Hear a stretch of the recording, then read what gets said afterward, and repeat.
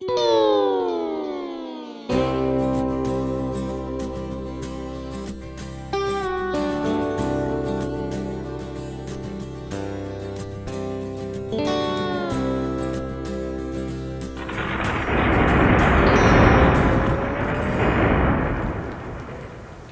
our photo crew was staying in Winchester, Virginia, they ran into some really bad weather. At one point, a tornado actually touched down and headed right for them. The tornado would have struck the town in 10 or 15 minutes if it had kept going. Luckily for Winchester and for our people, it didn't. Shortly afterward, though, a tornado did a lot of damage not far away in Maryland. The crew was pretty impressed. They felt they had just been given a powerful lesson that was closely related to the project they were working on. Namely, that a storm has less chance of hurting you if you hear about it in advance. So, here's your storm warning.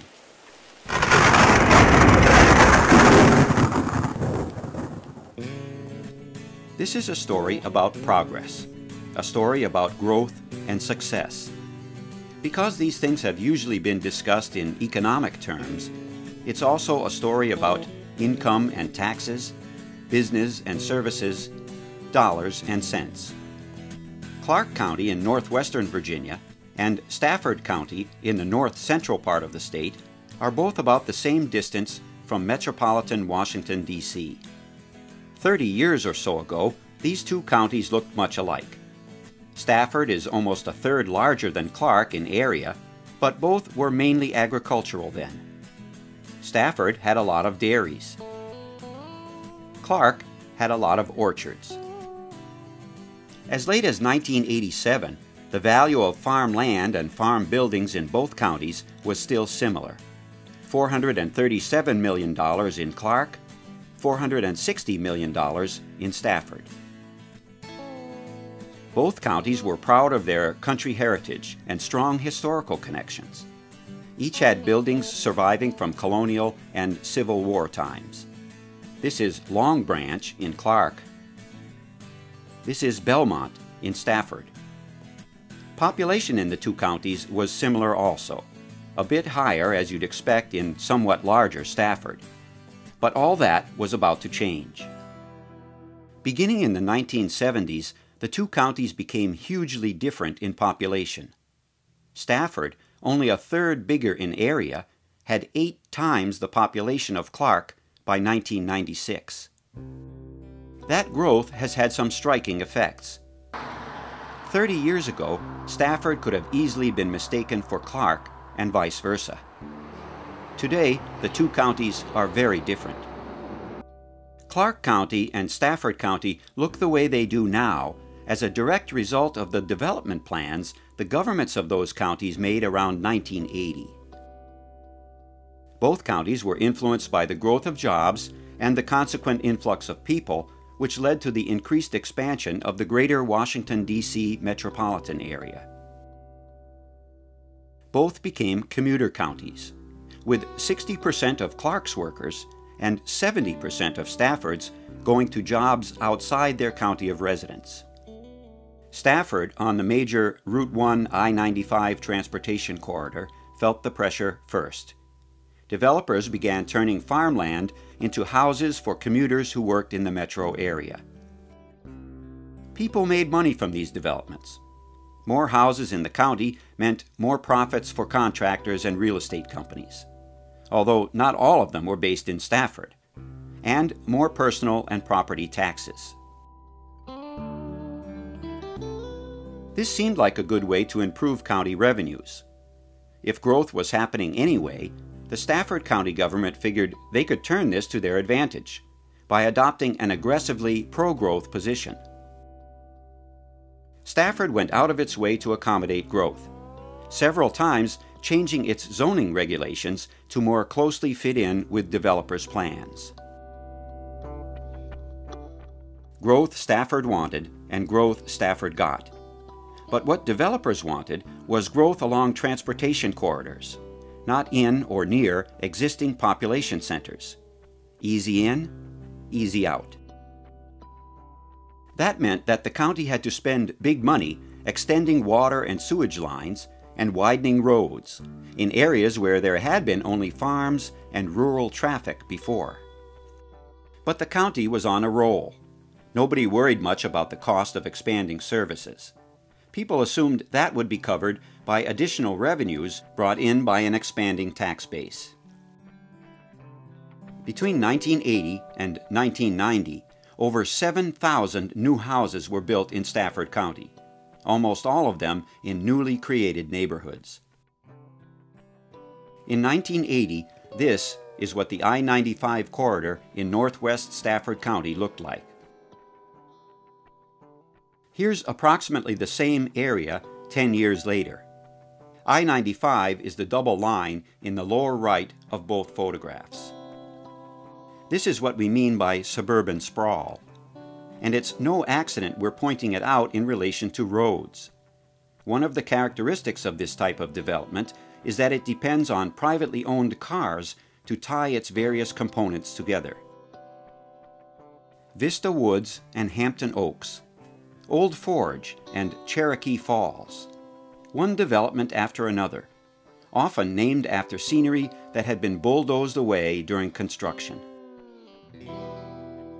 It was the American dream, a place of your own in the country, with not a sidewalk or a store in sight. No problem.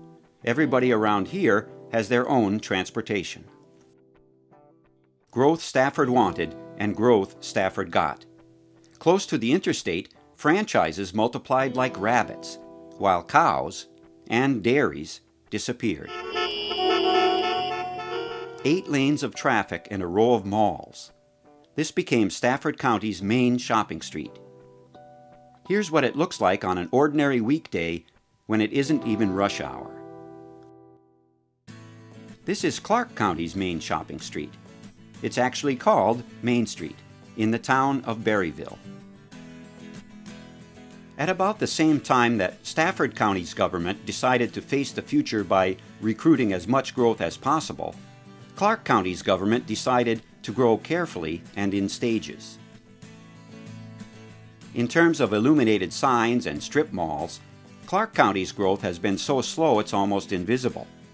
When's the last time you saw 30 minutes for a nickel on a parking meter? Despite a rocky landscape which seems much less suited to farming than Stafford, Clark mostly kept its money in farms. Many of the farms in Clark are small-scale, family operations. People usually stick with this kind of work because they like it, not because it makes them a lot of money. More often than not, Stafford has considered the highest and best use of open land to be residential and commercial development. Clark decided that places like this have value in their own right. That points up a major difference between the two counties. Clark County decided that economics was not the only important value for its citizens. It came up with zoning regulations and a county development plan which tried to protect and sustain other things its people value too. Things like sidewalks and keeping neighborhoods small enough that people still talk to one another. Things like reusing empty buildings you already have before putting up something new somewhere else. Things like restoring an abandoned 18th century mill instead of tearing it down, and turning it into a county museum so it can partially pay for itself. Clark County voted for local restaurants with kids' pictures on the walls over fast food outlets. It voted for small-scale, some would say human-scale, incremental development building on existing business locations. But guess what? After all the self-conscious economic development in Stafford, the per capita income is 25% higher in Clark. And in spite of all the recruitment of new businesses in Stafford, property taxes are nearly 30% lower in Clark. By making a conservative development plan and sticking to it, Clark County has been able to have its cake and eat it too. For one thing, it only spent money on additional facilities and services as it needed them. and growing outward from existing facilities and services, it needed them less often. These are the Clark County courthouses.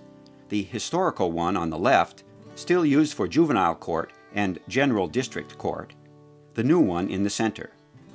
Most county offices are in the new courthouse, along with the county circuit court.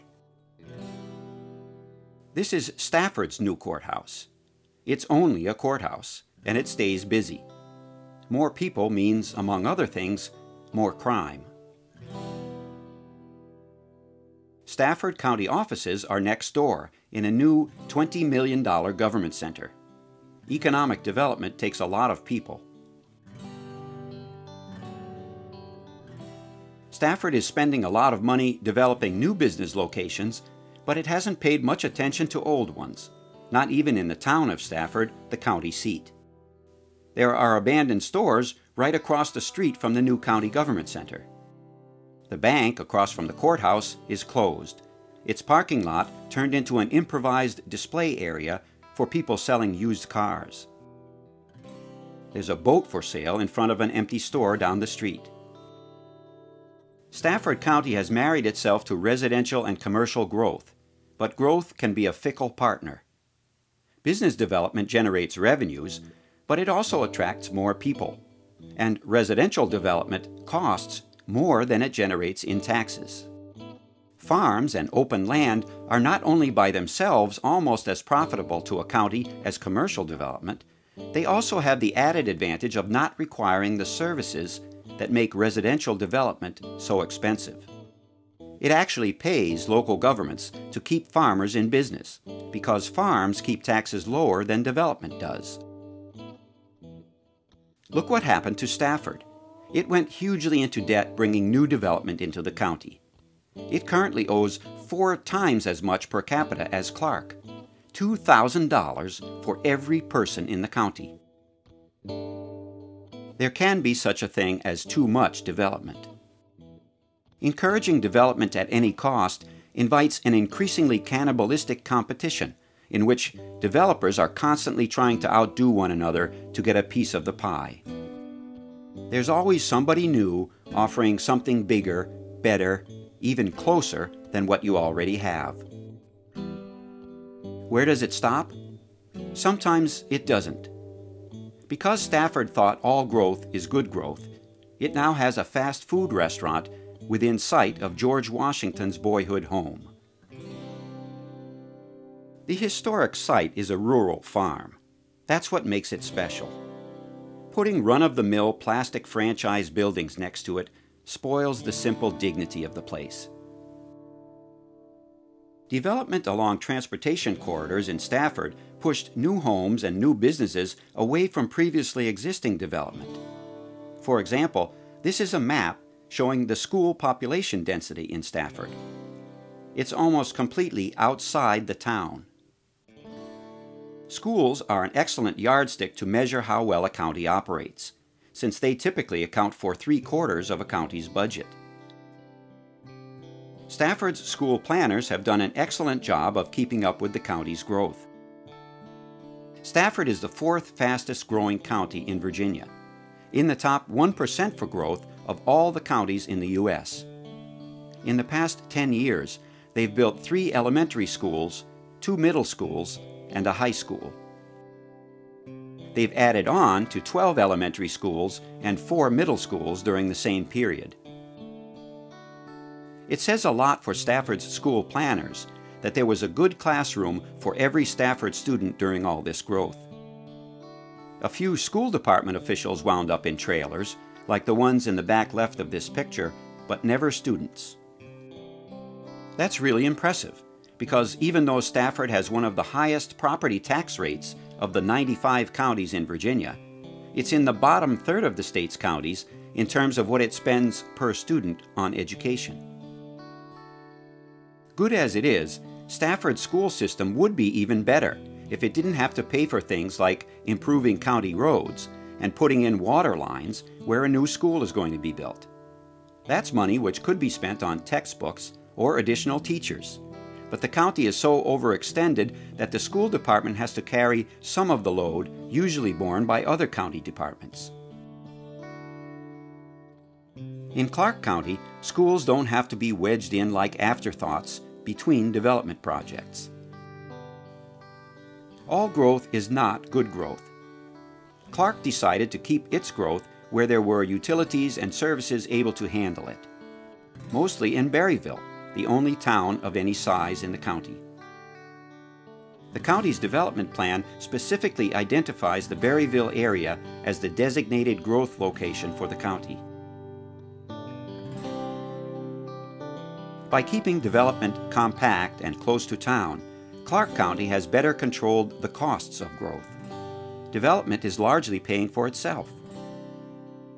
Building on what it already had, the county's growth better benefits the businesses and the citizens of the county. This new supermarket, for example, is within walking distance of both new housing and some older Berryville neighborhoods.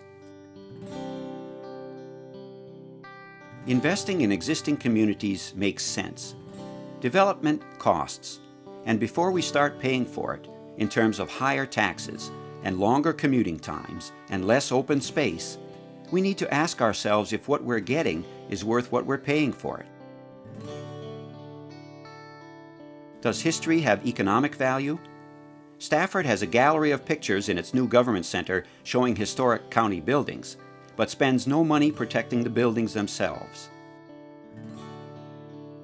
Clark County prints maps with driving tours of its historical sites, and its museum in Millwood is a focal point for visitors and visitor dollars. You don't have to be a hopeless romantic to see that civic pride and historical traditions are good for a community. The facts speak for themselves. Growth alone is not necessarily progress. Clark County, which chose to grow conservatively, has a higher income and lower taxes than high-growth Stafford. Does crime have economic value? Does traffic? Growth is never only about revenues. Development costs, and progress is more than just economics. This is an ambulance stuck in traffic in Garrisonville, Stafford County. And right about now, at least a few people in Stafford County are thinking about the problems of growth in very non-economic terms. Among other things, growth costs longer response times for police, fire, and emergency vehicles. The more roads and buildings you have, the more transportation delays. Delays are critical in life-threatening situations. We can reduce them up to a certain point by increasing our emergency services, but that gets us back to economics again. Do the sidewalks in Clark County save lives? Maybe. In Stafford, the roads are so dangerous even the professionals are getting killed on them. A state trooper was run over directing traffic at an accident site here. Neither Clark nor Stafford counties have cornered the market on progress, or even on cute restaurants. This one happens to be in Stafford. But looking at two counties which have taken such opposing positions on growth has brought out some important points about the nature of growth and what it involves. That coffee shop turned up where it did because a lot of the space in this mall, which was intended for retail stores, never got filled. On the face of it, turning mall space into a coffee shop in Aquia is not much different from turning a house into a library in Berryville. Both convert potential liabilities into assets.